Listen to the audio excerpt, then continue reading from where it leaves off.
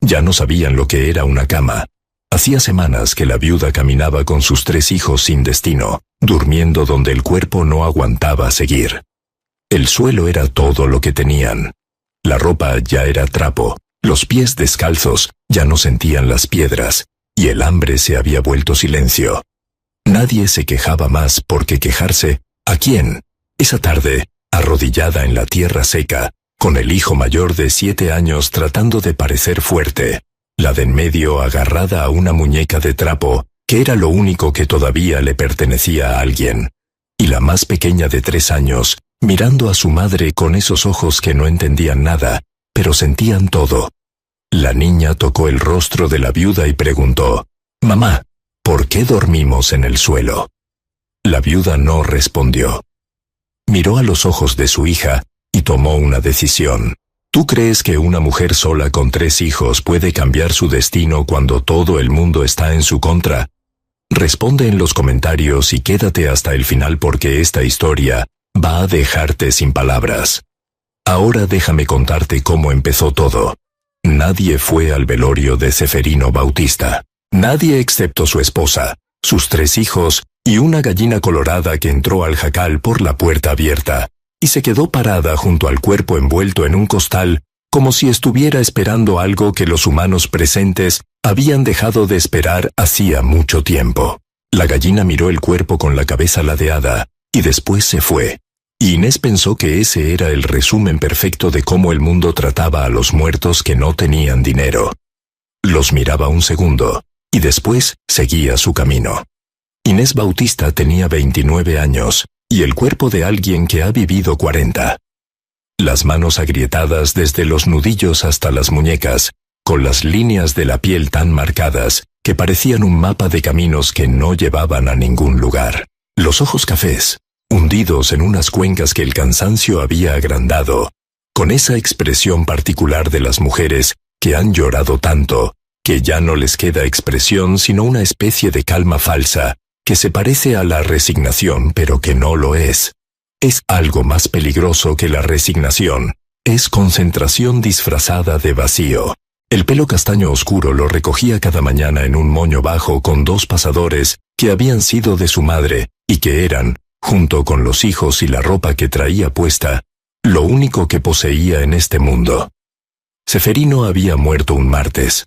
Se cayó del techo del granero de la hacienda Villafuerte, mientras reparaba una viga que estaba podrida, y que nadie le advirtió que estaba podrida, porque a nadie le importaba si un peón se caía o no se caía, siempre y cuando el trabajo estuviera hecho antes. Del viernes, Ceferino pesaba 70 kilos, cayó desde 4 metros de altura, golpeó la cabeza contra el filo de una piedra que sobresalía del piso empedrado del granero.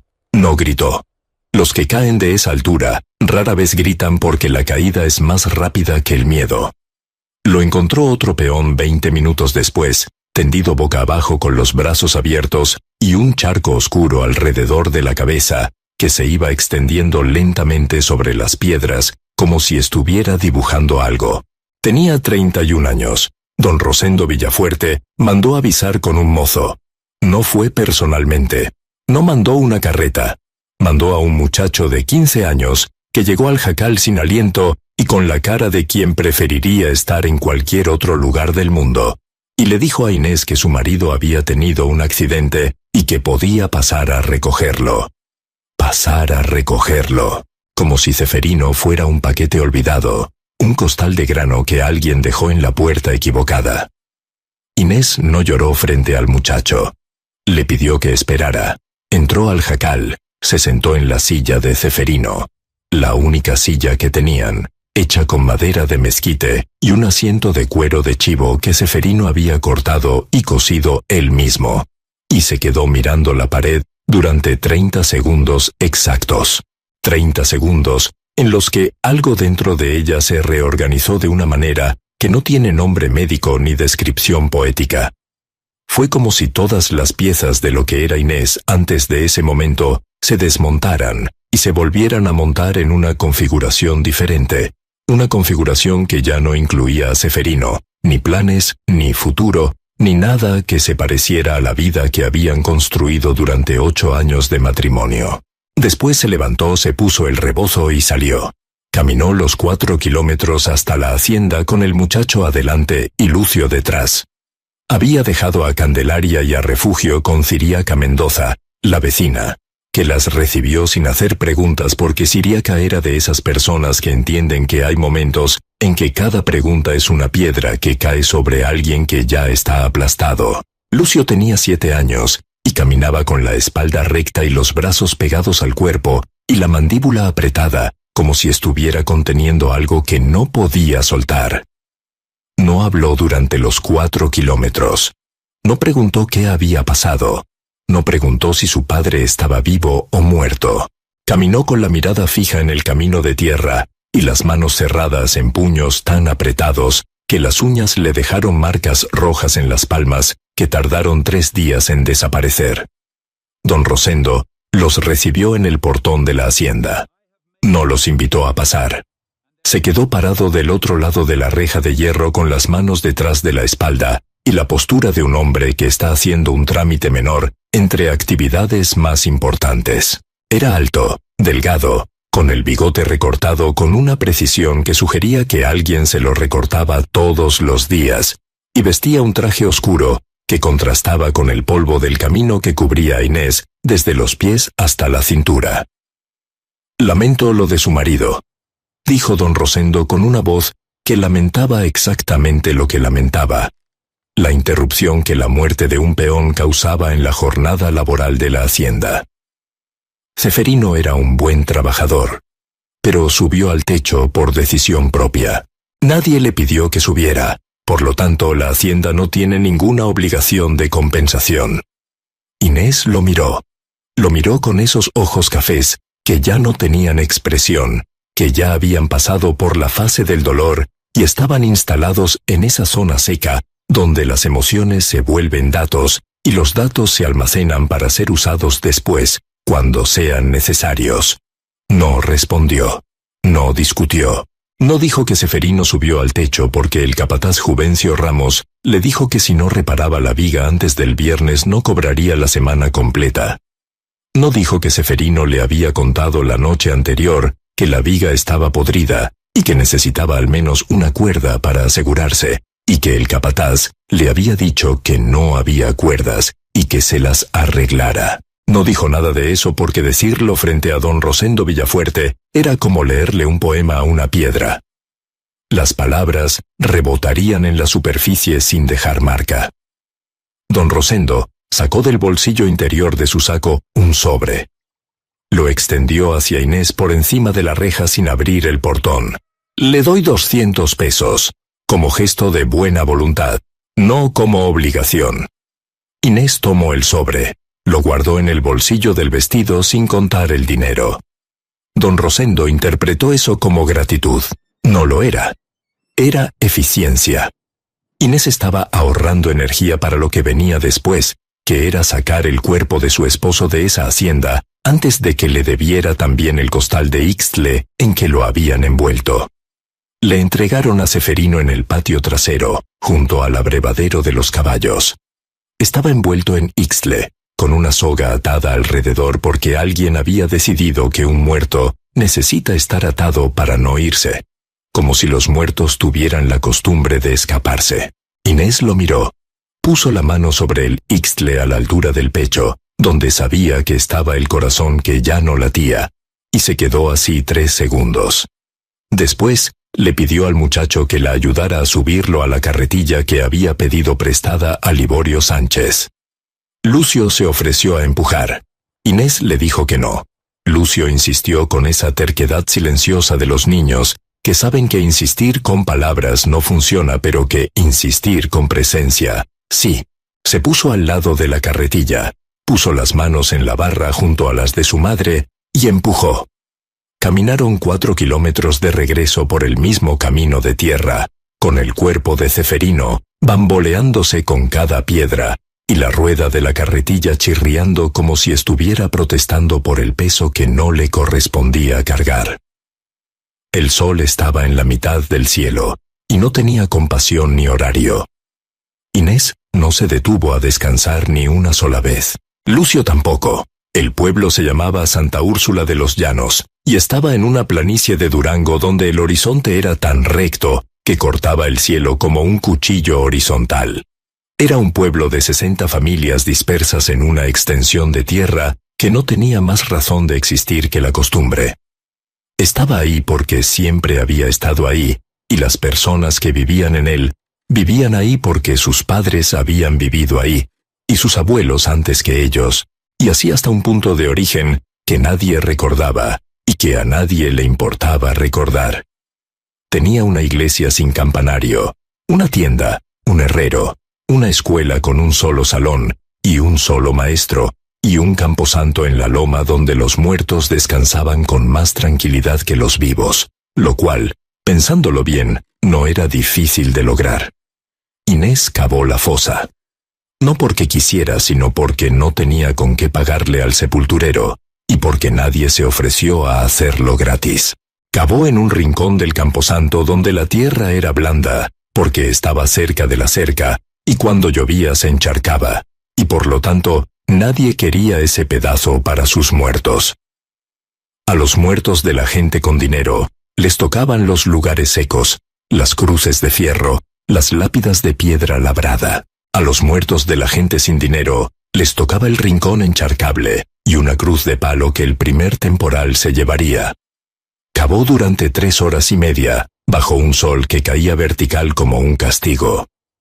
Las manos se le ampollaron en la primera hora, le sangraron en la segunda, y en la tercera, dejaron de doler porque el dolor había llegado a ese punto donde se convierte en una constante, y las constantes dejan de sentirse, como el ruido de un río para los que viven junto al río.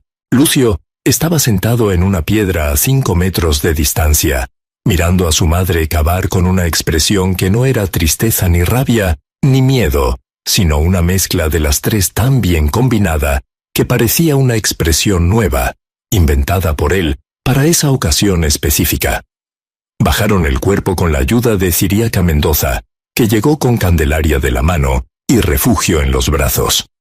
Refugio tenía 3 años, y no entendía por qué estaban poniendo un costal grande dentro de un hoyo en la tierra. Preguntó si estaban enterrando semillas. Nadie le respondió. Candelaria abrazaba su muñeca de trapo con las 2 manos, y miraba el hoyo con los ojos muy abiertos, y la boca cerrada en una línea recta que la hacía parecer mucho mayor de 5 años. Inés echó la primera palada de tierra sobre el ixtle, y el sonido que hizo la tierra al caer sobre el costal que contenía a su esposo, fue un sonido que se quedó grabado en algún lugar dentro de su cuerpo, que no era la memoria, sino algo más profundo. Algo que se activa de noche, cuando todo está en silencio, y el cerebro reproduce los sonidos que la conciencia no quiso guardar, pero que el cuerpo guardó de todas formas. No hubo cura. No hubo rezos formales. Ciriaca dijo un Padre Nuestro en voz baja, y después se persignó, y después se quedó callada, porque no había nada más que decir, y porque las palabras que se dicen en los entierros de los pobres son siempre las mismas, y siempre son insuficientes. Inés terminó de tapar la fosa, alisó la tierra con la parte plana de la pala, y clavó una cruz que Liborio Sánchez le había hecho con 2 pedazos de fierro soldados, sin cobrarle nada. Después se quedó de pie mirando el montículo con la misma expresión con que se mira un reloj que se detuvo. La expresión de alguien que sabe que el mecanismo se rompió, y que no existe herramienta ni dinero ni voluntad que pueda arreglarlo. Los 200 pesos de don Rosendo duraron 22 días. No porque Inés gastara de más, sino porque la aritmética de la pobreza es implacable. El maíz costaba lo que costaba, el frijol costaba lo que costaba, la miel para la tos de Lucio costaba lo que costaba, y 200 pesos divididos entre lo que costaban las cosas esenciales para mantener vivos a 4 personas, daban exactamente 22 días. Ni uno más, ni uno menos. La pobreza no tiene margen de error. Los ricos pueden equivocarse y recuperarse. Los pobres se equivocan una vez y caen. Cuando el dinero se acabó, Inés empezó a lavar ropa ajena. Lavaba en el arroyo cuando había agua y en una tina de lámina cuando no había.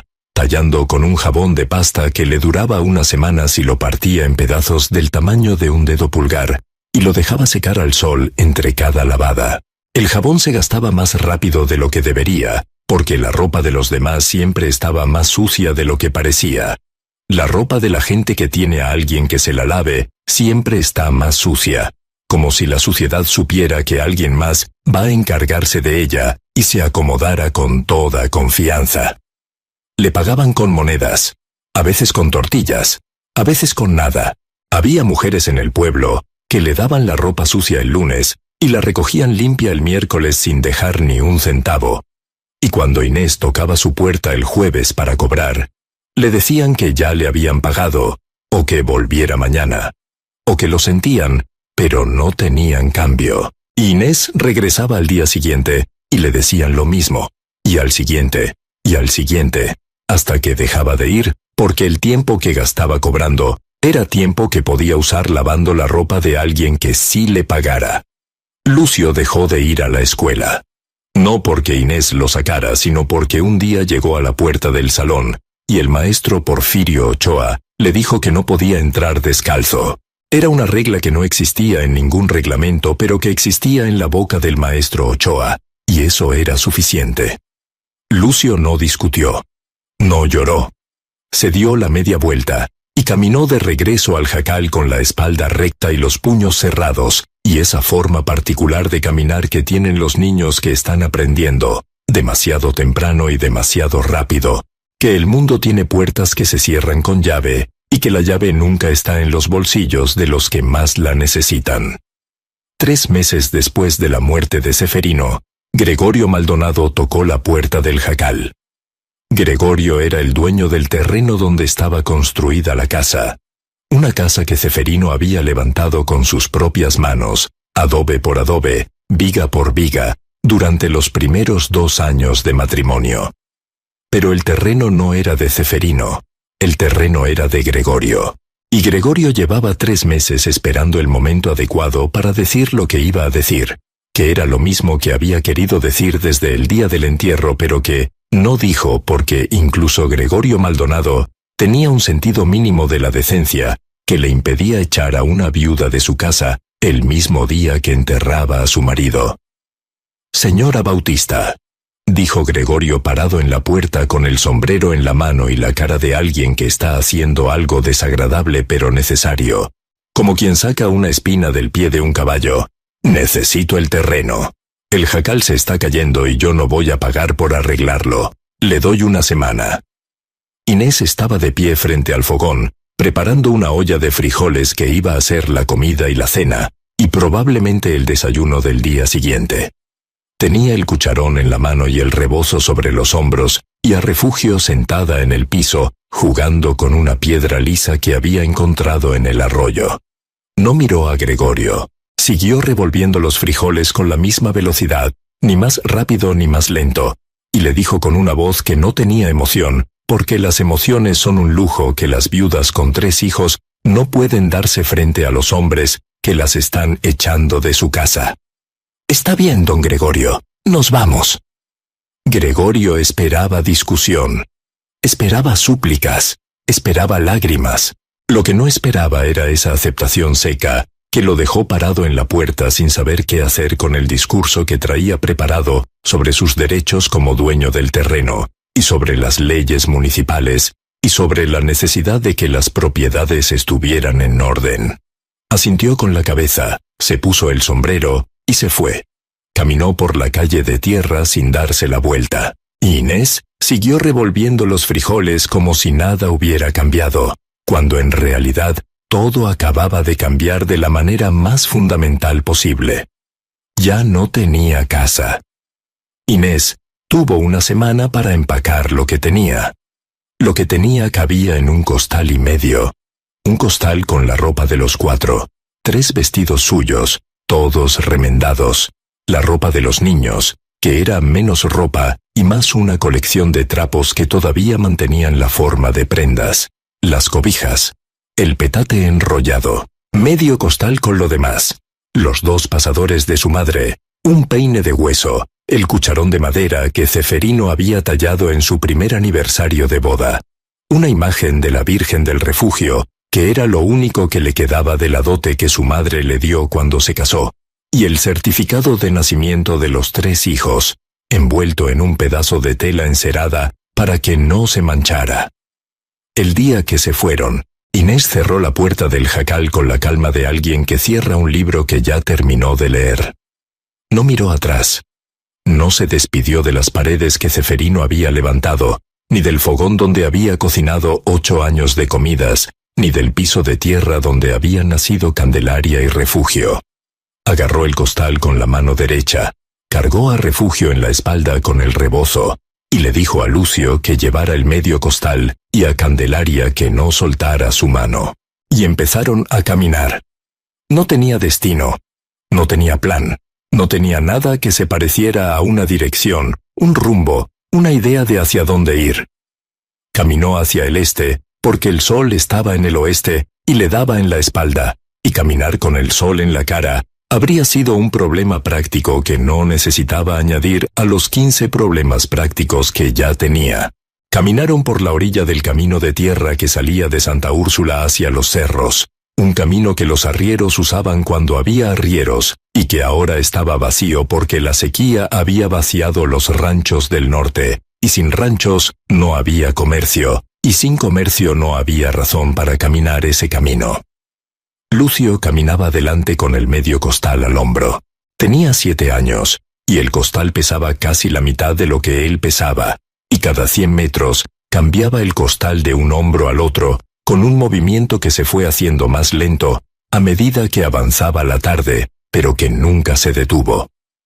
Candelaria caminaba junto a Inés, agarrada de su falda con una mano y de la muñeca de trapo con la otra, en silencio, con la mirada fija en el suelo, como si estuviera contando los pasos, o evitando las piedras, o simplemente refugiándose en ese lugar interior que los niños callados construyen para sí mismos cuando el mundo exterior se vuelve demasiado grande y demasiado hostil.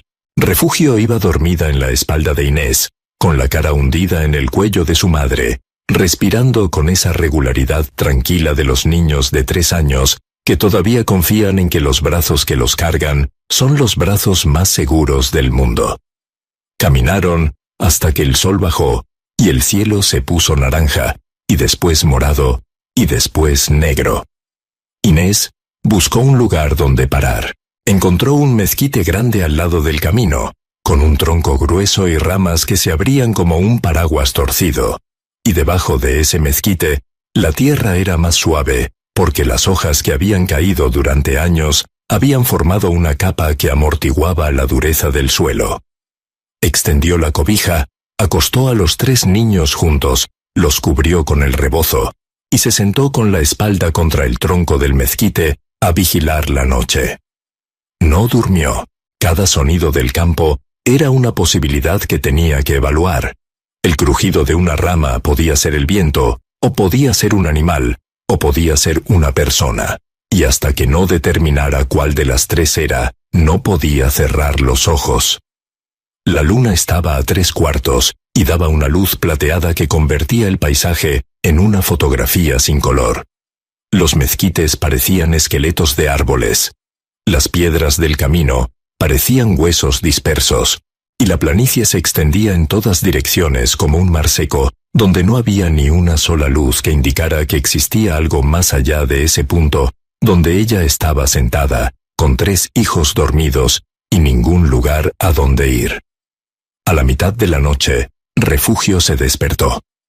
Se sentó en la cobija con los ojos entrecerrados y el pelo revuelto, miró a su alrededor sin reconocer nada, y buscó a su madre con la mirada, hasta que la encontró sentada contra el tronco.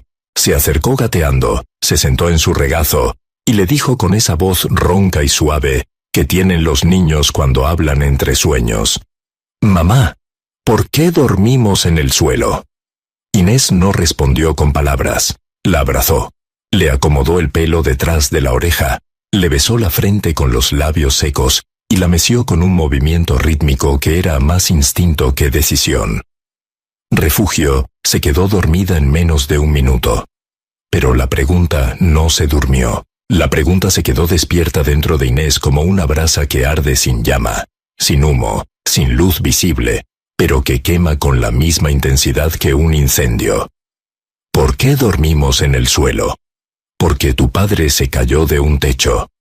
Porque el dueño de ese techo nos dio 200 pesos y nos cerró la puerta. Porque el dueño del terreno nos echó. Porque nadie en el pueblo movió un dedo. Porque somos pobres, hija. Y los pobres duermen donde pueden, no donde quieren.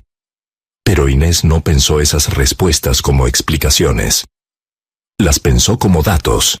Y los datos, cuando se acumulan en la cabeza de una mujer que tiene la espalda contra un árbol y 3 hijos dormidos en la tierra, no producen lástima ni resignación. Producen algo más útil. Producen determinación. Esa noche, bajo el mezquite, con la luna alumbrando el campo vacío y la pregunta de refugio latiendo dentro de su pecho, Inés Bautista decidió que esa sería la última vez que sus hijos dormirían en el suelo. No sabía cómo. No sabía dónde. No sabía con qué. Pero lo decidió. Y hay una diferencia enorme entre querer algo y decidirlo. Querer es deseo. Decidir es compromiso. El deseo se rinde cuando las cosas se ponen difíciles. La decisión no se rinde porque no sabe cómo. Al amanecer, recogieron la cobija, enrollaron el rebozo y siguieron caminando. El segundo día fue peor que el primero, porque los pies ya estaban hinchados. La comida se había acabado la tarde anterior, y el agua que llevaban en un jarro de barro se terminó antes del mediodía. Lucio encontró tunas en un nopal al lado del camino, y las cortó con 2 piedras que usó como pinzas, con la habilidad de un niño que ha aprendido a resolver problemas con lo que tiene a mano, porque nunca ha tenido a mano lo que necesita. Pelaron las tunas con los dientes, y las comieron caminando, con el jugo rojo corriendo por las barbillas y las espinas clavándose en los labios, que es el precio que cobra la fruta del desierto por alimentar a los que nadie más alimenta. Al mediodía llegaron a un cruce. El camino se dividía en 2. A la izquierda iba hacia el norte, hacia San Ireneo, y otros pueblos más grandes donde tal vez habría trabajo. A la derecha iba hacia una zona de cerros secos, donde no había pueblos sino ranchos dispersos, separados unos de otros por kilómetros de tierra que no producía nada y que nadie reclamaba. Inés se detuvo en el cruce. Lucio se sentó en el suelo con el costal a su lado. Candelaria se sentó junto a él y le ofreció agua a su muñeca de trapo con el jarro vacío, porque a los 5 años una sigue cuidando lo que ama, aunque lo que ama sea un calcetín viejo con forma de persona y el agua sea aire. Fue entonces cuando apareció la carreta. Venía del norte, tirada por una mula parda, que caminaba con la lentitud de un animal que ha aceptado su destino, y conducida por un hombre viejo con sombrero de palma, y las manos más nudosas que Inés había visto en su vida. El hombre detuvo la carreta junto al cruce, miró a Inés, miró a los 3 niños, miró el costal y el rebozo y los pies descalzos, y la cara de alguien que no ha dormido en 2 días, y no preguntó qué había pasado. Lo que preguntó fue, ¿busca trabajo o busca lugar? Las 2 cosas, dijo Inés. El hombre asintió como si esa fuera la respuesta que esperaba. Se rascó la barbilla con la uña del pulgar, miró hacia la derecha del cruce, hacia los cerros, y le dijo que conocía un lugar. Un rancho abandonado en la ladera de un cerro, a mediodía de camino. Nadie lo quería porque la tierra era pura piedra, y el agua no subía. Pero el dueño, don Pascual Hinojosa, llevaba meses buscando a alguien que se hiciera cargo. No pagaba nada, ni un peso. Solo dejaba vivir ahí a cambio de que mantuvieran el lugar. El viejo le dijo que si quería, podía llevarla hasta el camino que subía al rancho. Que la mula conocía el rumbo. Inés miró a sus hijos. Lucio la miraba a ella, esperando. Candelaria le estaba acomodando el pelo a la muñeca. Refugio dormía en su espalda. Inés miró al viejo y le dijo, «Llévenos». Subieron a la carreta. Lucio se sentó junto al viejo y le hizo preguntas sobre la mula. cómo se llamaba, cuántos años tenía, si era obediente. Porque Lucio era un niño que llenaba los vacíos del mundo con preguntas en lugar de llenarlos con miedo. Candelaria se acostó en la parte de atrás de la carreta entre los costales de cal que el viejo transportaba, y se quedó mirando el cielo con la muñeca sobre el pecho. Y el cielo era tan grande y tan azul, que Candelaria pensó que era la cosa más bonita que había visto en su vida. Que es algo que solo piensan los niños que no han visto muchas cosas bonitas. El viejo se llamaba Evaristo Roque, y tenía 72 años, y la conversación escasa de los hombres que han pasado la mayor parte de su vida hablando con animales. Dijo que conocía a don Pascual desde hacía 30 años, que don Pascual era un hombre difícil de leer, ni bueno ni malo, ni generoso ni tacaño, sino exacto. Daba lo que correspondía, ni más ni menos, y esperaba lo mismo a cambio.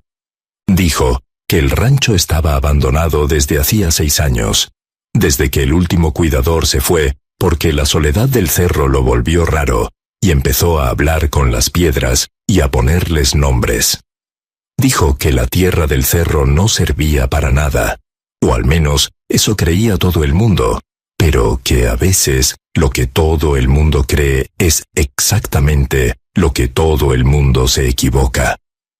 Llegaron al pie del cerro cuando el sol empezaba a bajar. Evaristo señaló un sendero de piedra que subía por la ladera entre cactus y matorrales secos. Suba por ahí. En media hora llega.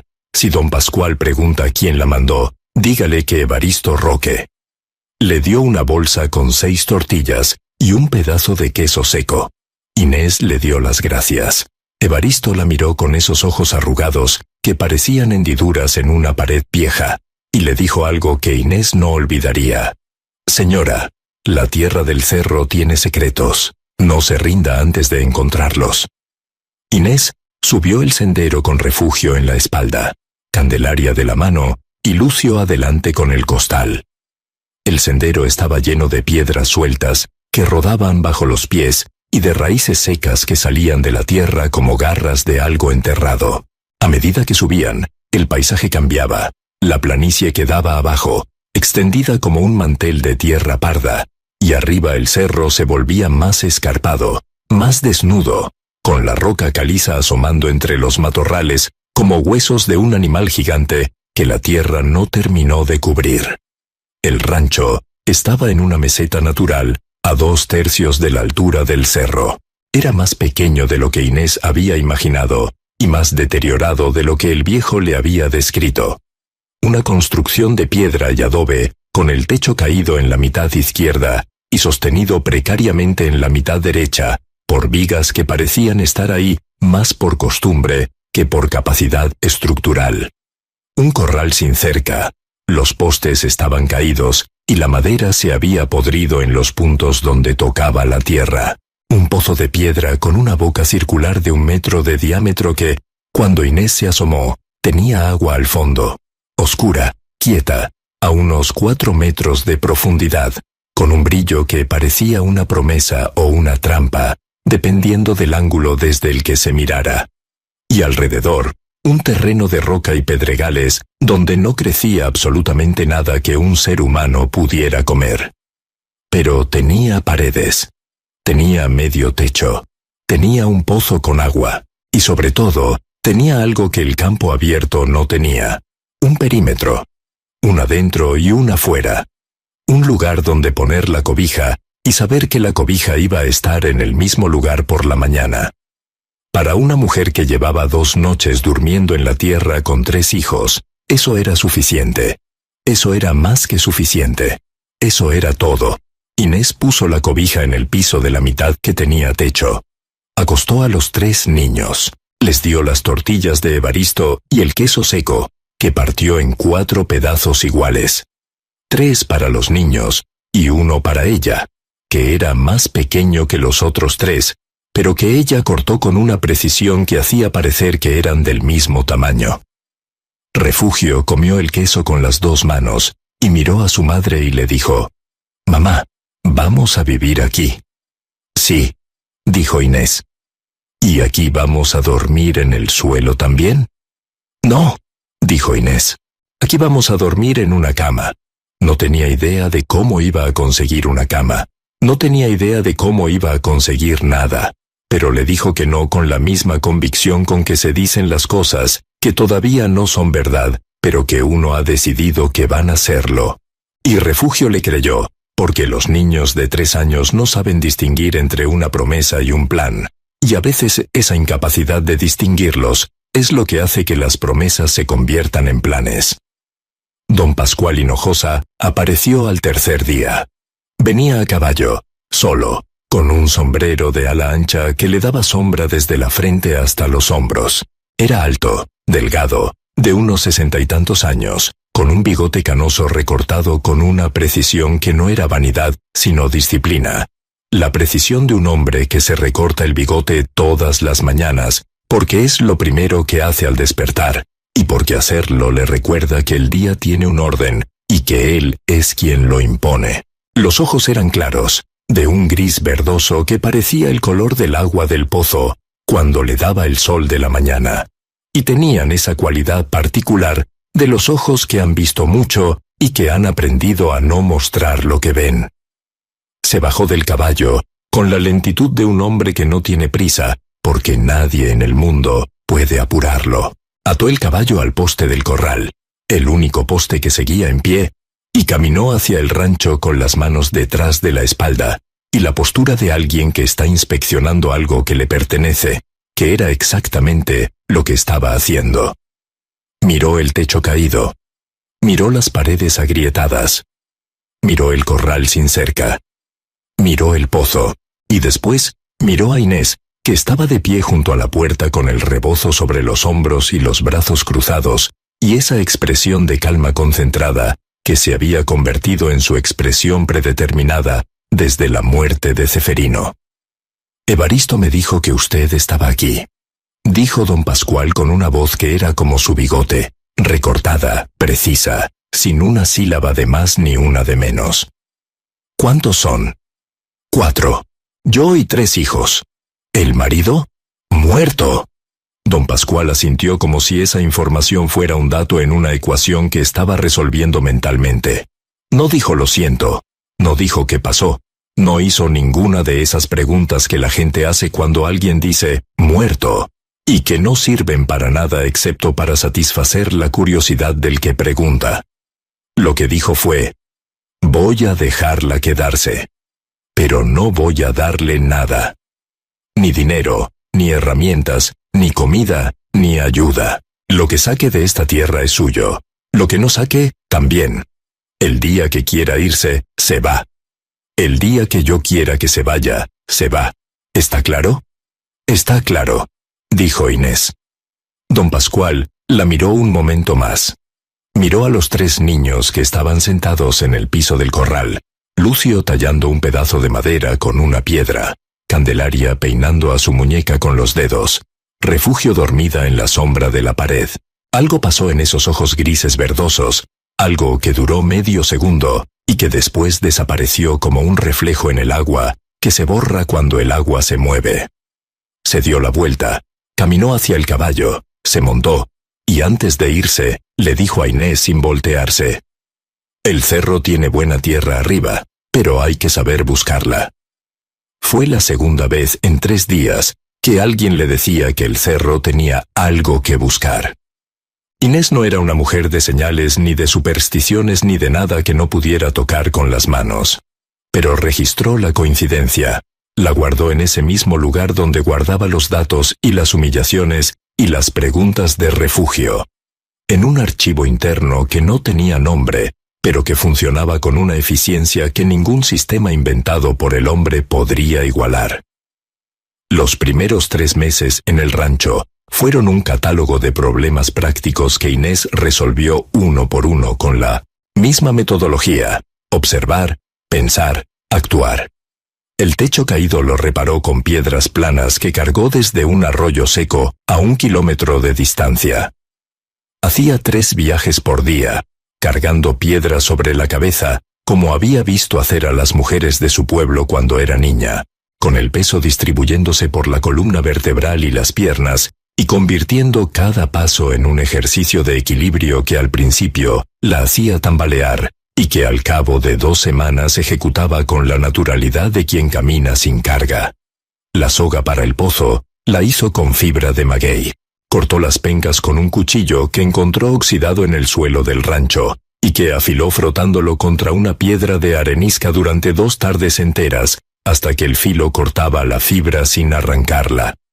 Raspó las pencas, separó las fibras, las dejó secar al sol 3 días, y después las torció en cuerdas que a su vez torció entre sí hasta formar una soga de 5 metros, que resistía el peso del balde de barro, que también encontró en el rancho, roto en un costado, y reparado con una mezcla de barro y resina de mezquite, que Inés inventó por necesidad, y que resultó ser más resistente de lo que esperaba. Lucio la ayudaba en todo. Con 7 años, cargaba piedras que no debería cargar, tallaba madera que no debería tallar. Bajaba al pozo agarrado de la soga cuando Inés necesitaba verificar que la soga aguantaba peso humano, y ninguno de los dos quería decir en voz alta que el experimento era peligroso. Lucio no se quejaba. Nunca. La queja requiere la creencia de que alguien está escuchando, y de que esa persona puede hacer algo al respecto. Y Lucio había dejado de creer ambas cosas el día que vio a su madre cavar la fosa de su padre sin ayuda de nadie. Candelaria se convirtió en la madre de refugio dentro de la madre que era Inés. Le daba de comer, la bañaba en un balde, le contaba historias que inventaba sobre la muñeca de trapo, una muñeca que en las historias de Candelaria tenía una hacienda propia con 100 vacas y un río de chocolate, y un padre que nunca se caía de ningún techo porque los techos de esa hacienda estaban hechos de piedra sólida que nadie podía romper. Refugio escuchaba con los ojos enormes y a veces pedía que le repitiera el final, y Candelaria lo repetía con variaciones que hacían el final un poco mejor cada vez, porque a los 5 años, una todavía cree que los finales pueden mejorar si se cuentan de otra manera. El pueblo más cercano era San Ireneo, a 2 horas caminando cerro abajo y camino arriba. Inés iba una vez por semana, los miércoles, caminando antes del amanecer para llegar cuando la tienda de doña Amalia Rentería abría. Llevaba lo que tenía para vender, hierbas que encontraba en el cerro, orégano silvestre, gobernadora, estafiate, y los huevos de las 2 gallinas que un ranchero vecino, Fidencio Ayala, le regaló un día que pasó por el rancho buscando una cabra perdida, y vio a los 3 niños sentados en el piso comiendo tunas. Fidencio Ayala era un hombre de 50 años, callado, con la piel del color de la tierra que trabajaba y las manos del tamaño de palas. Tenía un rancho pequeño a 3 kilómetros del rancho de Inés, con 20 cabras, un huerto de nopales y una esposa que se había muerto de tifoidea 8 años atrás. Vivía solo. No hablaba mucho, pero cuando pasaba por el rancho de Inés, que era cada 2 o 3 semanas, siempre con la excusa de buscar algún animal perdido, dejaba algo. 1 litro de leche de cabra, un manojo de nopales ya limpio, una bolsa de maíz. Lo dejaba en la entrada del corral sin tocar la puerta, y se iba antes de que Inés pudiera agradecerle, porque Fidencio era de esos hombres que consideran que el agradecimiento es una forma de deuda, y que la deuda arruina las cosas simples. En San Ireneo, Inés encontró 2 mundos. El primero era el de doña Amalia Rentería, que le compraba las hierbas a precio justo, le encargaba costuras y lavado, y le guardaba un pan cada miércoles envuelto en papel de estraza, que Inés se llevaba al rancho, y partía en 4 pedazos que los niños comían como si fuera un manjar extraordinario. Amalia no le preguntaba cómo estaba, ni le daba consejos, ni le ofrecía lástima. Lo que le daba era algo más valioso que todo eso. La trataba como a una persona que trabaja y que merece que le paguen por su trabajo. Eso era todo. Y eso era todo lo que Inés necesitaba. El segundo mundo era el de Nemesio Barragán. Nemesio era el presidente municipal de San Ireneo, un puesto que en un pueblo de ese tamaño significaba que era el hombre más corrupto del lugar, no el más capaz. Era gordo, no de la gordura de los que comen bien, sino de la gordura de los que comen mucho y mal, con un chaleco de seda que le apretaba los botones, y una cadena de reloj de oro, que era lo primero que miraba la gente cuando hablaba con él, que era exactamente lo que Nemesio quería que miraran. Tenía la costumbre de poner las manos sobre el escritorio de su despacho, con los dedos extendidos, como si estuviera tratando de abarcar toda la superficie. Y esa postura tenía la intención inconsciente de decir, todo lo que ven es mío. Nemesio supo de Inés a las 2 semanas de su llegada al rancho. Se lo dijo Clotilde, su esposa, que se lo había enterado por la mujer del tendero, que se lo había escuchado al sacristán, que lo había visto con sus propios ojos un miércoles, cuando Inés bajó al pueblo a vender hierbas. La cadena de información en un pueblo pequeño funciona con la velocidad y la precisión de un telégrafo. El mensaje llega rápido, llega completo, y llega distorsionado en las proporciones exactas que el transmisor considera necesarias para hacer el mensaje más interesante. Lo que llegó a oídos de Nemesio fue que una viuda sin hombre estaba viviendo en el rancho de don Pascual en el cerro, que tenía 3 hijos y ningún documento que la autorizara a estar ahí, y que estaba vendiendo hierbas en el pueblo sin pagar el impuesto de comercio que Nemesio había inventado 3 años atrás para cobrarle a todo el que vendiera algo en San Ireneo, y que no existía en ningún código municipal, pero que existía en un pedazo de papel que Nemesio había escrito a mano y que guardaba en el cajón de su escritorio como si fuera un decreto federal. Nemesio mandó llamar a Inés al despacho municipal. Inés fue un miércoles después de vender las hierbas. El despacho era un cuarto en la presidencia municipal que olía a humedad y a tabaco, y a ese olor particular de los papeles viejos que nadie lee, pero que nadie tira. Nemesio estaba sentado detrás del escritorio con las manos extendidas sobre la madera y la cadena de reloj brillando bajo la luz de la ventana. «Señora», dijo Nemesio sin invitarla a sentarse, «me informan que usted está viviendo en el cerro de don Pascual sin autorización municipal y que está vendiendo productos en la vía pública sin pagar el impuesto correspondiente». Inés se quedó de pie con las manos juntas frente al cuerpo y el rebozo sobre los hombros. Lo miró con la misma cara con que miraba todo, sin expresión, sin reacción, con los ojos fijos en un punto que no era exactamente la cara de Nemesio, sino un punto ligeramente por encima de su cabeza, como si estuviera leyendo algo escrito en la pared detrás de él. «Don Pascual me autorizó a vivir en el rancho», dijo Inés. «Don Pascual no es la autoridad municipal. Yo soy la autoridad municipal. ¿Qué necesita?» Nemesio sonrió. No era una sonrisa de felicidad ni de amabilidad, sino esa sonrisa que ponen los hombres que tienen poder sobre las personas que no tienen poder y que disfrutan del momento en que la diferencia se hace visible. «Necesito que pague el impuesto de uso de tierra. 50 pesos mensuales». 50 pesos. Inés ganaba entre 15 y 20 pesos al mes vendiendo hierbas y lavando ropa. 50 pesos era más del doble de lo que ganaba. Nemesio lo sabía.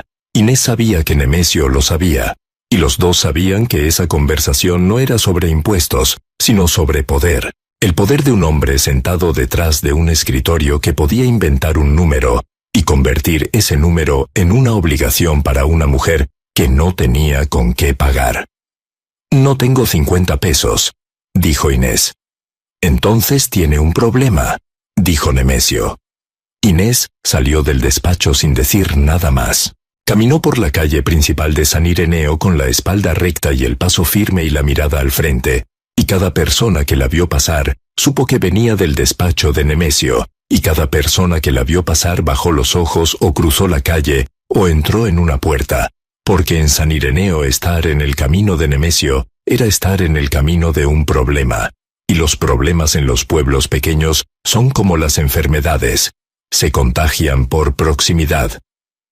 Pero Inés no estaba pensando en Nemesio, estaba pensando en el cerro, en lo que Evaristo le había dicho, la tierra del cerro tiene secretos. En lo que don Pascual le había dicho, el cerro tiene buena tierra arriba, pero hay que saber buscarla. Dos hombres diferentes, en momentos diferentes, diciéndole lo mismo. Inés no creía en señales, creía en datos, y dos datos que apuntan en la misma dirección son un patrón, y los patrones merecen investigación. A la mañana siguiente, antes del amanecer, Inés subió al cerro. Dejó a los niños dormidos con instrucciones a Lucio de que cuidara a sus hermanas y de que no saliera del rancho.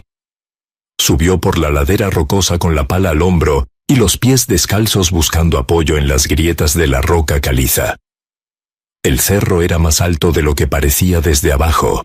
La subida era empinada, irregular, con tramos de piedra suelta que rodaba bajo los pies, y tramos de roca sólida, donde los cactus crecían en las grietas, como si estuvieran asomándose para ver el paisaje. Llegó a la cima, cuando los primeros rayos del sol estaban tocando el horizonte. La cima era plana, como una mesa natural tallada por la erosión durante siglos, y desde ahí Inés pudo ver en todas direcciones. Al norte, la planicie se extendía hasta donde la vista alcanzaba, parda y seca como un pergamino viejo. Al sur, se veían otros cerros alineados como una fila de animales dormidos. Al este un arroyo seco marcaba una línea blanca entre la vegetación oscura. Y abajo, directamente abajo, estaba el rancho, pequeño desde esa altura, con el techo reparado a medias, y el corral vacío y las tres figuras diminutas de sus hijos, que empezaban a moverse como hormigas despiertas. Pero Inés no había subido a mirar el paisaje. Había subido a mirar la tierra. Se agachó y tocó el suelo de la meseta con las manos. La tierra era diferente de la de abajo. Era más oscura, más suelta, con una textura grumosa que le recordó la tierra de las milpas donde su padre sembraba cuando ella era niña en Zacatecas. Se llevó un puñado a la nariz. Olía a mineral, a descomposición orgánica, a esa mezcla de vida y muerte que solo huele la tierra fértil. La tierra buena estaba arriba. La tierra mala estaba abajo. Y entre las dos, había una pendiente de roca caliza que las separaba como un muro natural. Inés se puso de pie y miró la pendiente. Midió la distancia con los ojos. Unos 150 metros de roca en ángulo, con grietas y hendiduras por donde el agua de lluvia debía escurrir cuando llovía. Si pudiera hacer un canal por esa pendiente, un surco lo suficientemente ancho y profundo para que la tierra de arriba bajara con el agua de lluvia hasta el terreno de abajo, podría convertir una parte del pedregal en tierra cultivable.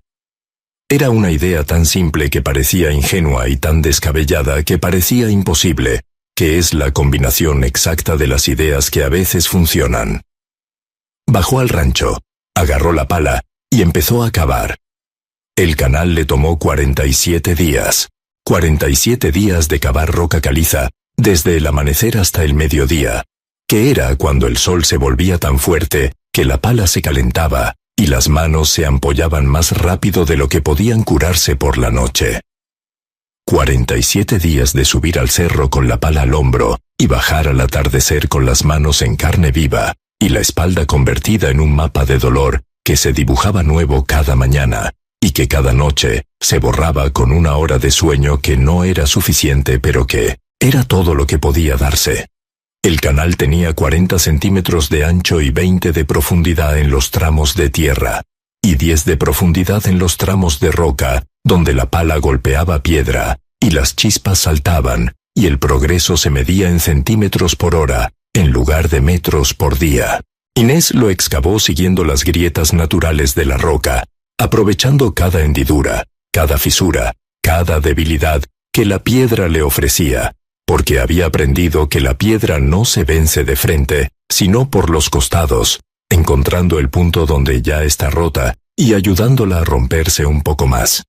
Lucio la ayudaba los sábados y domingos. Los otros días, Inés lo dejaba en el rancho con instrucciones de leer el único libro que tenían, un catecismo viejo que Ciriaca Mendoza les había dado antes de irse de Santa Úrsula, y que Lucio había leído ya 14 veces, pero que seguía leyendo porque leer era lo único que se parecía a ir a la escuela, y Lucio extrañaba la escuela con una intensidad que no le confesaba a nadie, porque confesar que extrañas algo que no puedes tener es admitir que te falta, y Lucio no admitía que le faltara nada.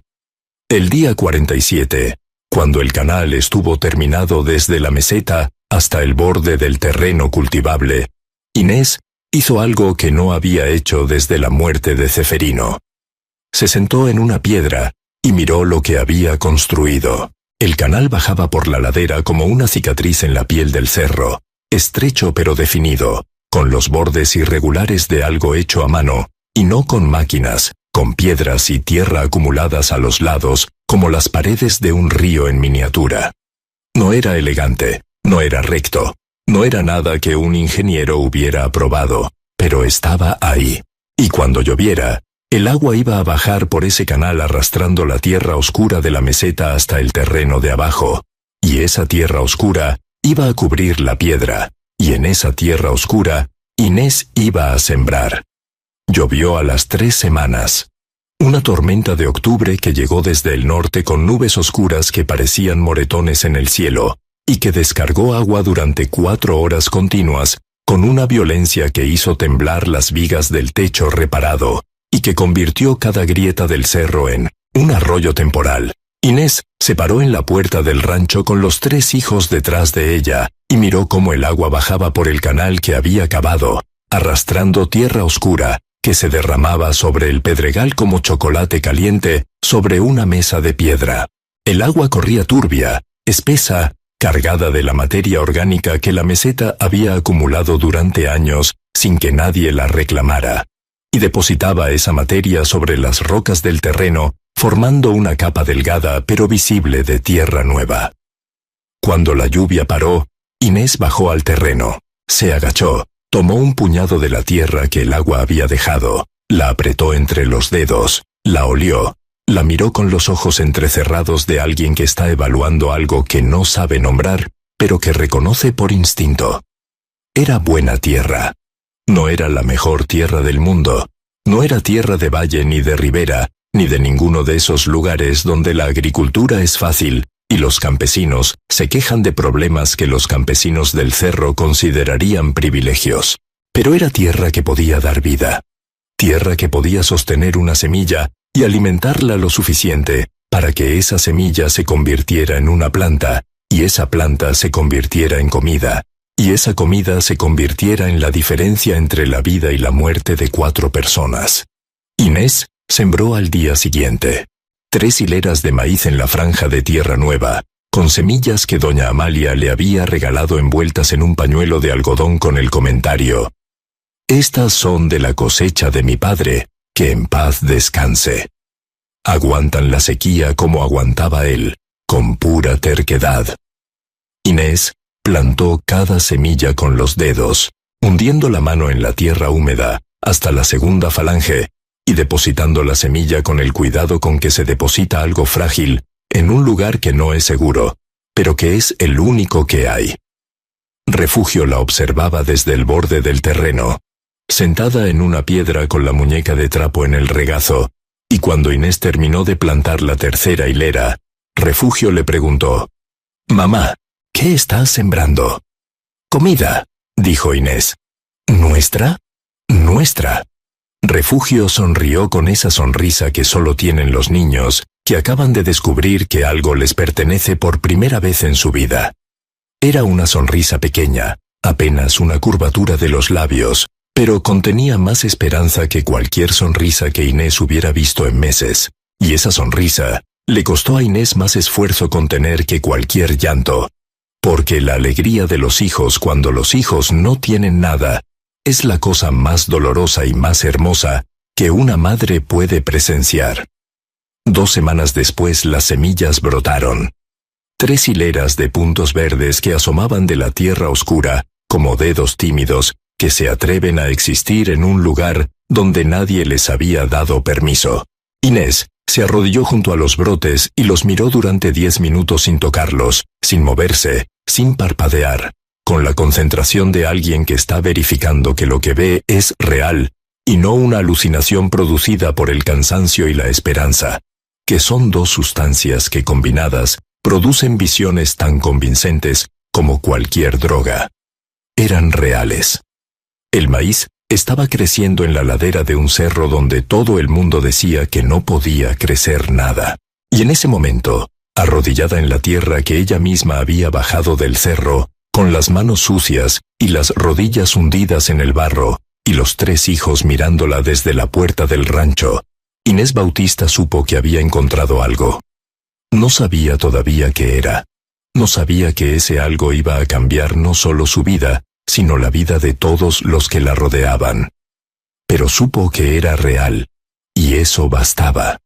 Lo que Inés no sabía es que alguien más había visto los brotes. Alguien que pasaba por el camino de abajo a caballo, y que al mirar hacia la ladera del cerro, vio las 3 hileras verdes en medio de la piedra gris, y detuvo su caballo, y se quedó mirando durante un minuto entero, con una expresión que mezclaba la sorpresa con algo que se parecía al reconocimiento, como si estuviera viendo algo que esperaba ver, pero que no creía que fuera posible. Ese alguien era Nemesio Barragán, y lo que vio le produjo un cálculo inmediato, automático, inevitable. Si una viuda sin nada podía hacer crecer maíz en un cerro de piedra, entonces esa tierra valía más de lo que todos pensaban. Y si esa tierra valía más de lo que todos pensaban, entonces esa tierra debía ser suya. La primera señal llegó una semana después. Inés bajó al pueblo un miércoles como siempre, y encontró que doña Amalia tenía la puerta de la mercería cerrada con llave. Amalia nunca cerraba un miércoles. Inés tocó. Amalia abrió con la cara de alguien que no quiere abrir pero que no puede no abrir, y le dijo en voz baja, mirando hacia la calle, como si esperara que alguien la estuviera observando. Inés, Nemesio fue a verme. Me dijo que si le seguía comprando a usted, me iba a clausurar la tienda por irregularidades sanitarias. No me pregunte qué irregularidades, porque las dos sabemos que no hay ninguna. Pero él es el presidente, y yo no puedo cerrar. Lo siento. Inés asintió. No dijo nada. No culpó a Amalia. No se quejó. Tomó las hierbas que traía para vender, las guardó en el morral y salió de la tienda. Fue a la tienda del tendero. El tendero le dijo que no compraba hierbas. Fue a la casa de doña Cleotilde Esparza, que le encargaba lavado. Doña Cleotilde le dijo que ya tenía quien le lavara. Fue a la fonda de Teófila Galindo. Teófila le cerró la puerta en la cara sin decir una palabra. Inés regresó al rancho con las hierbas intactas, el morral lleno, y los bolsillos vacíos. Los niños la recibieron en la puerta. Lucio miró el morral y supo. Candelaria miró la cara de su madre y supo. Refugio no supo nada porque a los 3 años las señales de los adultos son invisibles, pero se acercó a Inés y le agarró la mano y le dijo, «Mamá, ¿trajiste pan?»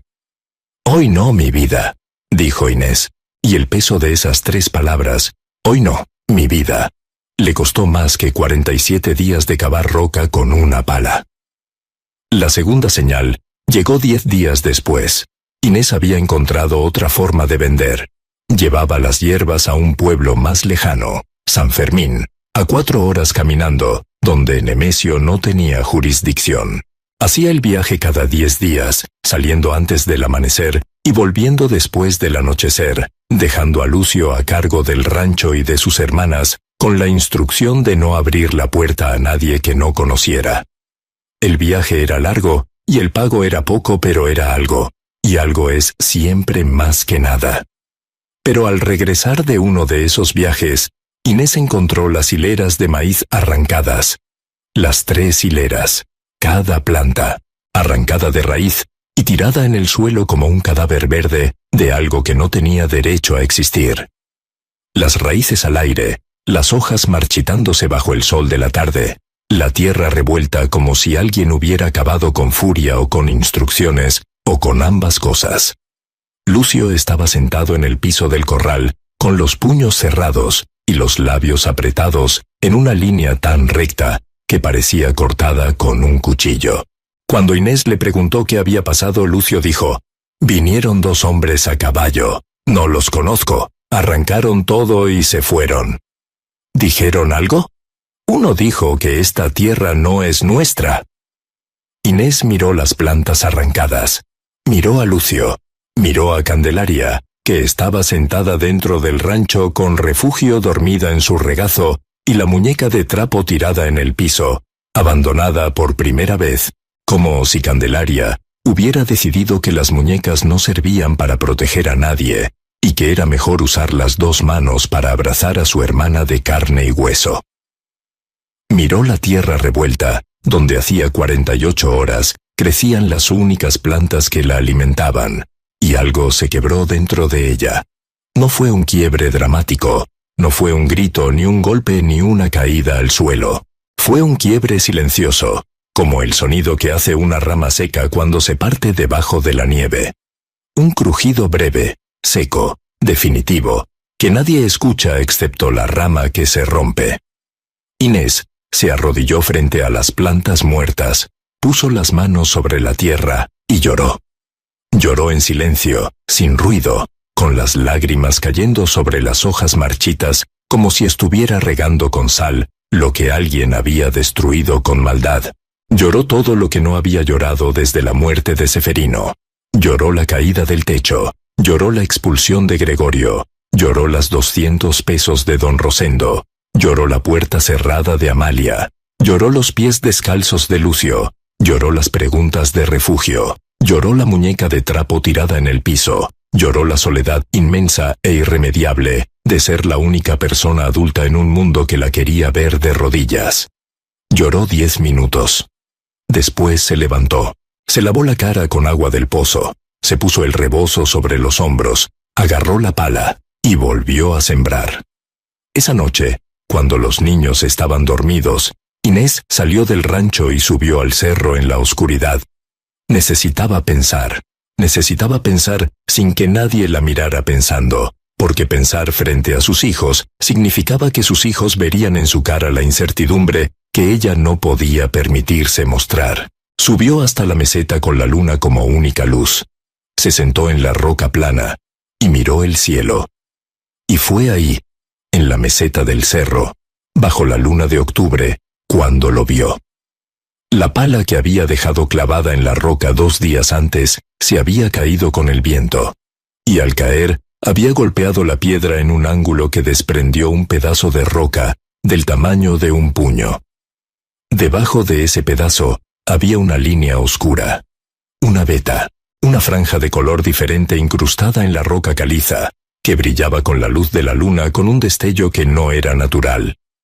Inés se acercó, se arrodilló, tocó la veta con los dedos. Era suave al tacto, con una textura granulosa que se deshacía en partículas finas cuando la frotaba entre los dedos. No sabía qué era, no tenía conocimiento de minerales, ni de geología, ni de nada que la ayudara a identificar esa sustancia oscura que brillaba en la roca como un secreto que el cerro había guardado durante siglos, esperando a que alguien lo descubriera. Inés hizo lo que hacen las personas inteligentes cuando no saben qué es algo. No se lo dijo a nadie. Cubrió la veta con piedras. Marcó el lugar con una estaca de madera que clavó en una grieta cercana, y bajó al rancho con la información guardada en ese lugar donde guardaba todo lo importante, lejos de los ojos del mundo. A la mañana siguiente, antes de que los niños se despertaran, guardó un puñado de la sustancia oscura en un pedazo de tela que ató con un hilo y escondió debajo del petate. No sabía para qué iba a servir. No sabía si iba a servir para algo, pero la guardó, porque Inés había aprendido que en la pobreza, lo único peor que no tener nada es tener algo y no saber que lo tienes. La segunda siembra creció más despacio que la primera, porque octubre se estaba acabando, y las lluvias se estaban retirando, y el sol de noviembre iba a ser más duro que el de septiembre. Pero creció. Las plantas asomaron de la tierra con esa lentitud tenaz de las cosas que crecen a pesar de todo, y cada centímetro que ganaban era un centímetro que Inés defendía con la vigilancia de alguien que cuida un tesoro. Lucio dormía en el corral junto a las plantas, con una piedra grande al lado, y la instrucción de hacer ruido si veía a alguien acercarse. Tenía 7 años, y estaba haciendo guardia nocturna como un soldado en una guerra que él no había empezado, y que no entendía completamente, pero que defendía con la ferocidad silenciosa de un hijo que ha decidido que nadie va a lastimar a su madre otra vez. Un mes después de la segunda siembra, don Pascual Hinojosa volvió al rancho. Venía solo, como siempre, a caballo, con su sombrero de ala ancha y su postura de hombre que no tiene prisa. Se bajó del caballo, caminó por el terreno, vio las plantas que crecían en la franja de tierra oscura, se agachó, tocó la tierra, se la llevó a la nariz, y por segunda vez dijo algo que Inés no esperaba. «Tiene buena mano, señora». Pero esta vez añadió algo más. Se puso de pie, se sacudió las manos en el pantalón y miró a Inés con esos ojos grises verdosos que no mostraban nada y que veían todo. «Nemesio anda diciendo que esta tierra es municipal. No lo es. Esta tierra es mía. Tengo los papeles, pero Nemesio no se va a detener porque yo tenga papeles. Nemesio se detiene cuando algo le conviene más que lo que estaba haciendo. ¿Entiende lo que le digo?» Inés entendía. Entendía que don Pascual le estaba diciendo que la pelea con Nemesio no se ganaba con razón sino con ventaja. Y entendía que don Pascual sabía algo sobre esa tierra que no le estaba diciendo, y que ese algo era la razón por la que le había permitido vivir ahí gratis, y que ese algo tenía que ver con la veta oscura que ella había encontrado en la meseta, y que no le había dicho a nadie. «Don Pascual», dijo Inés con la voz más neutral que pudo construir, «¿por qué nadie quiere esta tierra?» Don Pascual la miró un instante más largo de lo normal, un instante en el que algo se movió detrás de esos ojos claros. No fue sorpresa, no fue incomodidad, fue algo parecido al respeto, que es lo que sienten los hombres astutos cuando descubren que alguien más está siendo astuto. «Porque no saben lo que tiene», dijo don Pascual. «¿Y usted sí sabe?» Don Pascual no respondió. Se subió al caballo, se acomodó el sombrero, y antes de irse le dijo: «Señora, hay cosas que valen más que el maíz. Cuide lo que tiene arriba». Y señaló hacia la cima del cerro con un movimiento de barbilla tan sutil que alguien que no estuviera prestando atención no lo habría notado. Pero Inés estaba prestando atención. Inés siempre estaba prestando atención. Esa noche, Inés subió al cerro otra vez. Desenterró la veta que había cubierto con piedras y la examinó con más cuidado. Raspó una porción con el filo de una piedra de pedernal y recogió el polvo en un trozo de tela. A la luz de la luna el polvo brillaba con un tono que oscilaba entre el plateado y el dorado, dependiendo del ángulo. Inés no sabía qué era, pero sabía que don Pascual sí sabía.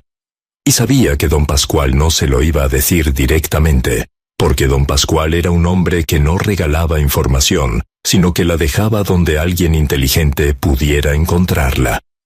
Al día siguiente, Inés bajó a San Ireneo con el polvo envuelto en la tela, y fue directo a la mercería de doña Amalia.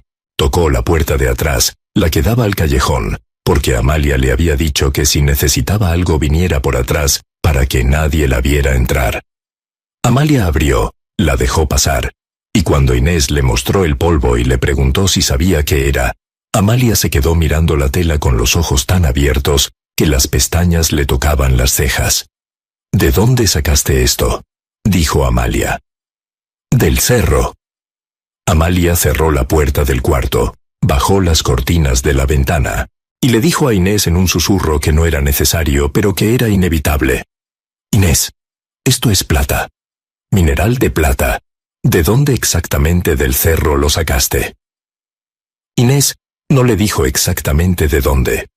No porque no confiara en Amalia, sino porque la confianza es una cosa y la prudencia es otra, y las dos pueden coexistir en la misma persona sin contradicción. Le dijo que había encontrado una piedra rara en la ladera, y que había raspado un poco para ver qué era. Amalia le dijo que necesitaba llevar esa muestra a alguien que supiera de minerales, y que en Durango capital había un ensayador que podía analizarla. Pero le advirtió que si Nemesio se enteraba de que había plata en el cerro, Inés no iba a durar un día más en ese rancho. Inés regresó al cerro con la información que necesitaba y con un miedo nuevo que no necesitaba, pero que llegó de todas formas.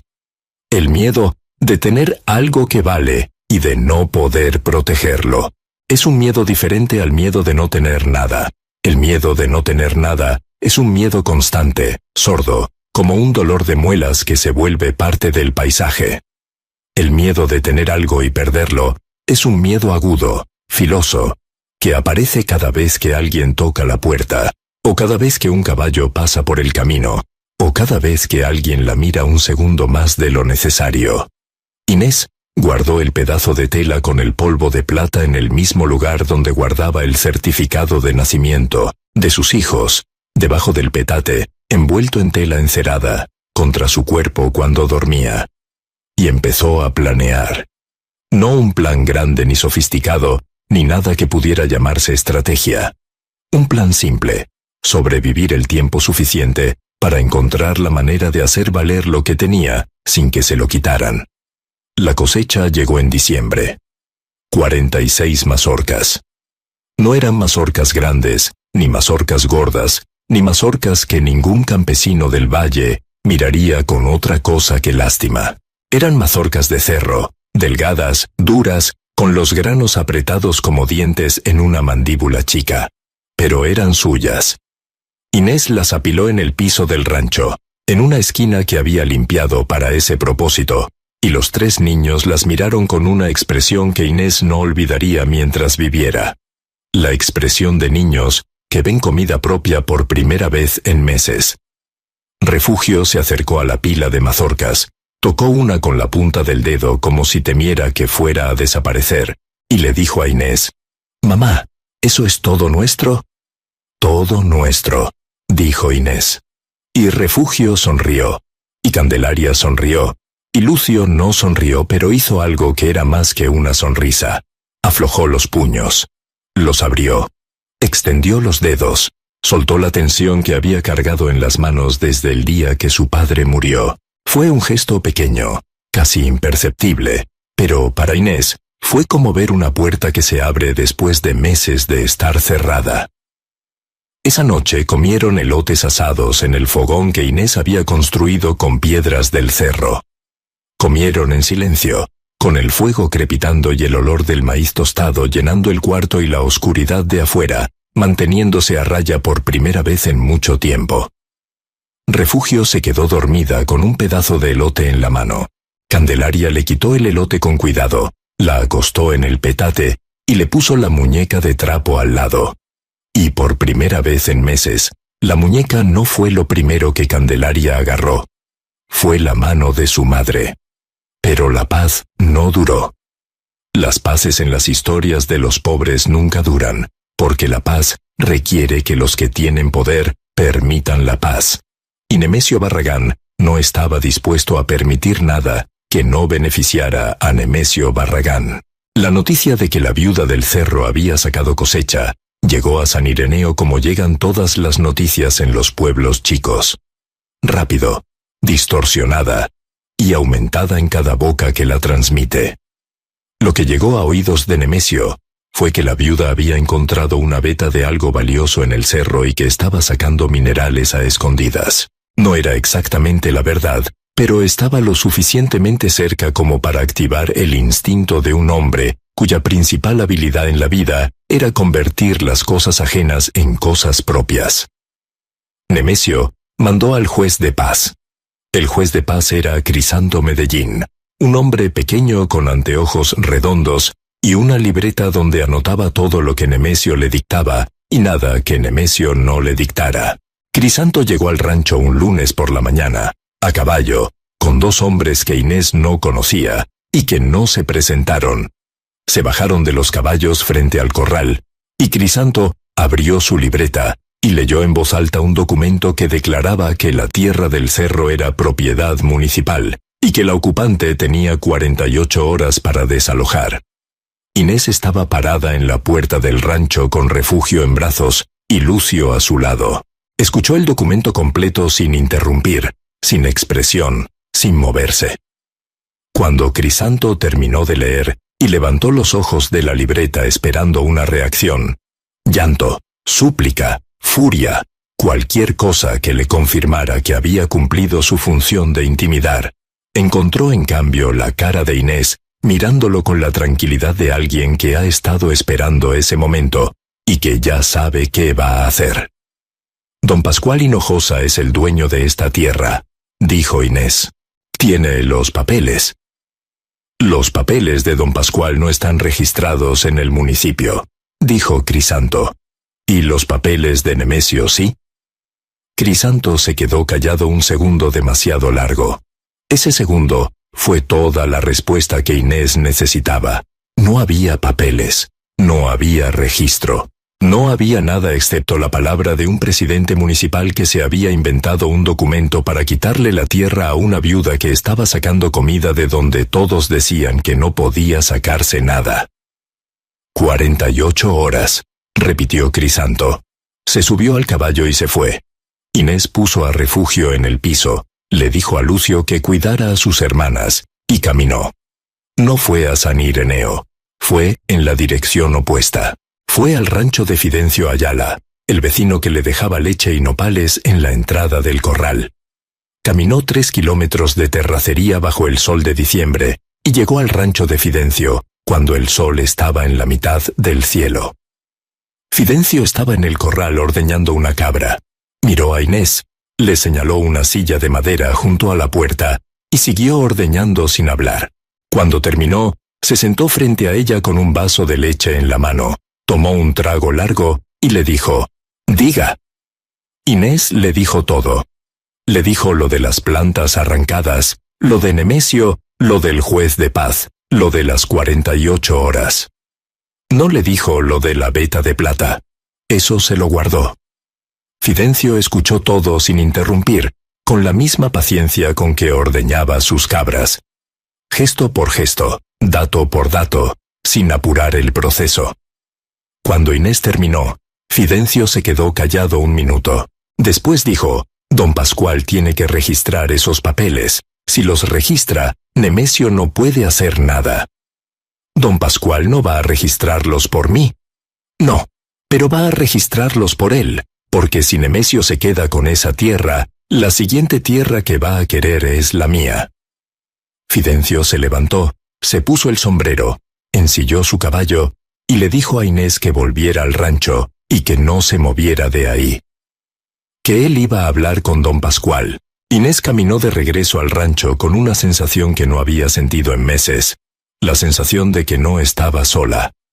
Fidencio Ayala montó durante 2 horas hasta llegar a la hacienda de don Pascual Hinojosa, que estaba en un valle al otro lado de los cerros. Don Pascual lo recibió en el porche con un vaso de agua de Jamaica, y la expresión de un hombre que sabe por qué lo visitan antes de que el visitante abra la boca.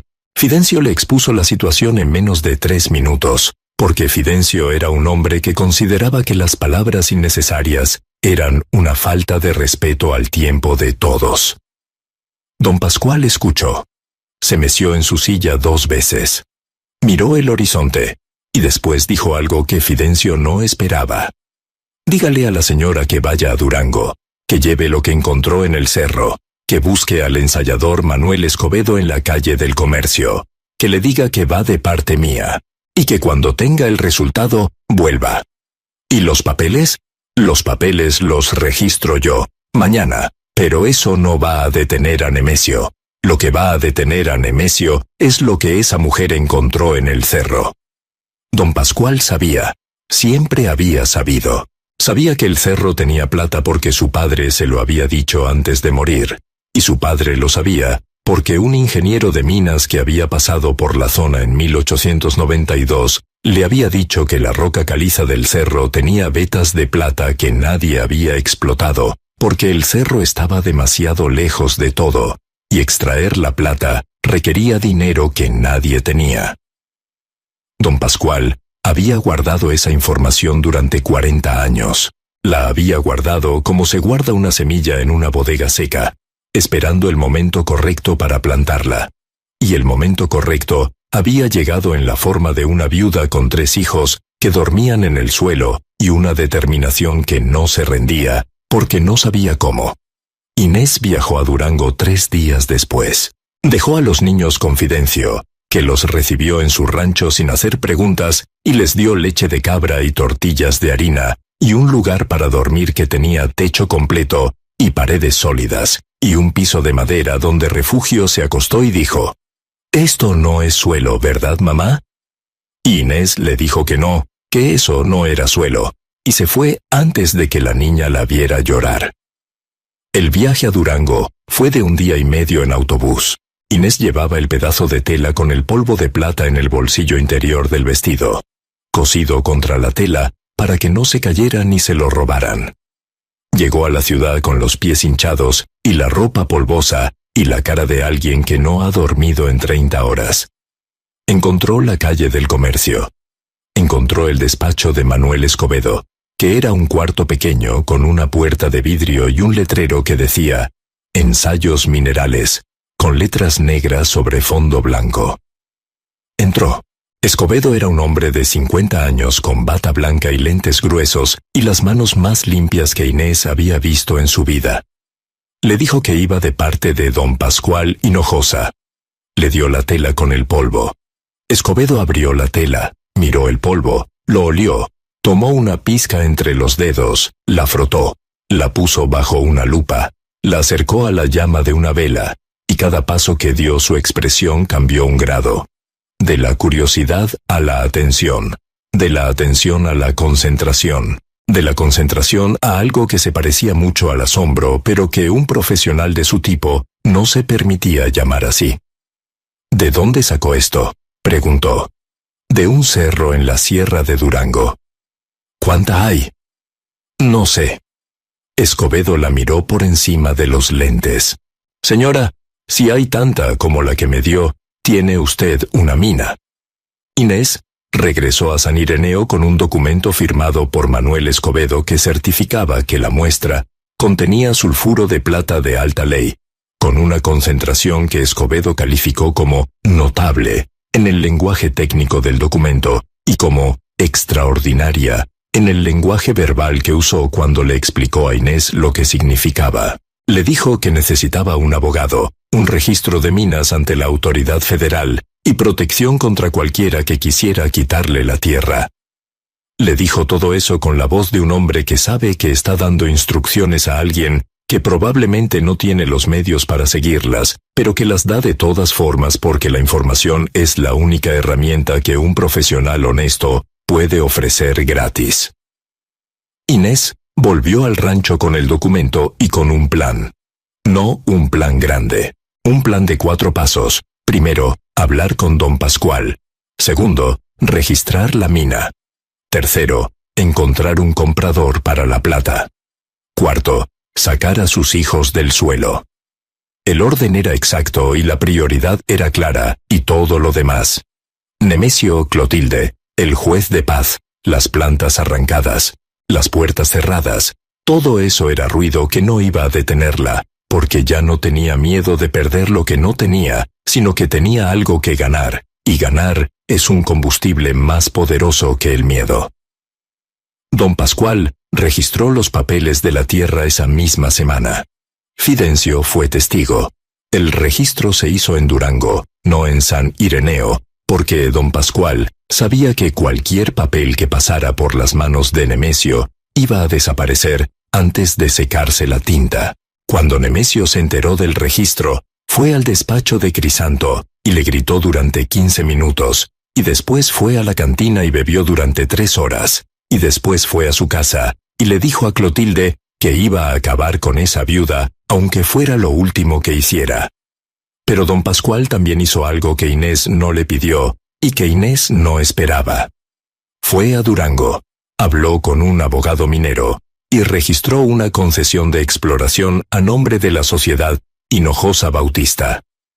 La sociedad no existía legalmente todavía, pero el registro sí, y ese registro significaba que cualquier mineral que se encontrara en ese cerro tenía un dueño legítimo, que no era Nemesio Barragán. Cuando don Pascual le dijo a Inés lo que había hecho, Inés se quedó de pie en la puerta del rancho mirándolo con una expresión que no era gratitud ni sorpresa, sino algo que don Pascual Nunca había visto en la cara de una mujer que vivía en un rancho medio caído, con 3 hijos y nada en el mundo. Era igualdad. Era la expresión de alguien que entiende que lo que acaba de recibir no es un regalo sino un intercambio, y que ese intercambio la coloca al mismo nivel que la persona que se lo ofrece. ¿Por qué?, preguntó Inés. Porque mi padre me dejó esa tierra con una condición, que la plata que hubiera ahí beneficiara a alguien que la mereciera. Yo no la merezco, yo tengo suficiente. Usted se lo ganó con esa pala. Inés asintió. No dijo gracias. Don Pascual no esperaba un gracias. Los dos entendían que lo que estaba pasando no era caridad sino justicia. La clase de justicia que no viene de los tribunales, ni de los gobiernos, ni de ninguna institución inventada por el hombre, sino que viene de la tierra misma, que guarda sus secretos hasta que alguien con las manos lo suficientemente duras y la voluntad lo suficientemente terca los desentierra. La noticia de la concesión minera llegó a San Ireneo como un trueno en un cielo despejado. Nemesio intentó impugnarla. El abogado que contrató le dijo que no podía, que el registro era federal y que la jurisdicción municipal no alcanzaba. Nemesio intentó comprar la tierra. Don Pascual le dijo que no estaba en venta. Nemesio intentó intimidar a Inés mandando a 2 hombres al rancho en la noche. Fidencio los interceptó en el camino con una escopeta que no disparó, pero que no necesitó disparar, porque la presencia de un hombre con una escopeta en un camino oscuro comunica un mensaje que no necesita palabras. Clotilde dejó de hablar de Inés en el pueblo, no porque hubiera cambiado de opinión, sino porque la gente del pueblo había empezado a cambiar de bando. Y cuando la gente cambia de bando, los que estaban del lado equivocado descubren de repente que el silencio es una virtud que siempre habían admirado. Doña Amalia abrió la puerta de la mercería un miércoles por la mañana, y Inés estaba parada afuera como siempre, con el morral de hierbas al hombro, y Amalia la abrazó sin decir nada, que era la forma más honesta de decir todo. La primera extracción de plata fue modesta. Inés contrató a 2 mineros de un pueblo cercano, hombres que sabían de piedra y de veta, y de cómo sacar de la roca lo que la roca escondía. Trabajaron durante un mes en la meseta del cerro, con herramientas básicas, sin maquinaria, sin explosivos, sacando el mineral a mano como se hacía en el siglo anterior. El resultado fue un cargamento de 6 costales de mineral en bruto, que Fidencio llevó a Durango en su carreta, y que Escobedo procesó en su taller. La plata que salió de esos 6 costales no era suficiente para hacer rica a nadie, pero era suficiente para comprar zapatos. Y eso fue lo primero que Inés compró cuando recibió el pago del ensayador. 4 pares de zapatos. Uno para ella, uno para Lucio, uno para Candelaria y uno para Refugio. Los compró en la zapatería de Durango, uno por uno, probándolos con la seriedad de alguien que está comprando algo que significa mucho más que protección para los pies. Eran zapatos de cuero, negros, con suela dura y agujetas de algodón. Los envolvió en papel y los guardó en el morral, y cuando llegó al rancho los puso sobre el petate, alineados por tamaño, y llamó a los niños. Lucio se puso los zapatos y caminó por el cuarto con la lentitud de quien pisa territorio desconocido. Dio 3 pasos, se detuvo, miró a su madre, y algo en su cara cambió de una manera que Inés no había visto desde antes de la muerte de Ceferino. Los ojos se le aguaron. No lloró. No dejó que las lágrimas cayeran. Pero los ojos se le aguaron. Y para un niño que no había llorado en 8 meses, esas lágrimas contenidas eran más elocuentes que cualquier discurso. Candelaria se puso los zapatos y los miró como si fueran joyas. Los tocó con las yemas de los dedos. Pasó la mano por el cuero. Se los quitó. Los limpió con el borde de su vestido, y se los volvió a poner. Y después agarró su muñeca de trapo y le dijo, «Mira, ya tengo zapatos». Y en esa frase dicha a una muñeca de calcetín, había más dignidad recuperada que en cualquier documento legal que cualquier abogado pudiera redactar. Y Refugio. Refugio se puso los zapatos. Caminó 3 pasos con la torpeza de quien nunca ha usado zapatos. Se detuvo, miró sus pies, miró a su madre, y dijo: «Mamá, ¿ya no vamos a dormir en el suelo?». Inés se arrodilló frente a su hija. Le agarró las manos, la miró a los ojos, esos ojos enormes de 3 años, que no sabían medir las cosas, pero que las sentían con una intensidad que los adultos habían olvidado. Y le dijo: «No, mi vida, ya no». Y cumplió. Lo que vino después fue lento y difícil, y lleno de obstáculos que aparecían cada vez que Inés pensaba que el camino se estaba limpiando. Nemesio intentó un último recurso. Denunció a Inés ante la autoridad federal por explotación ilegal de minerales. La denuncia fue desestimada porque el registro de concesión que don Pascual había hecho estaba en regla.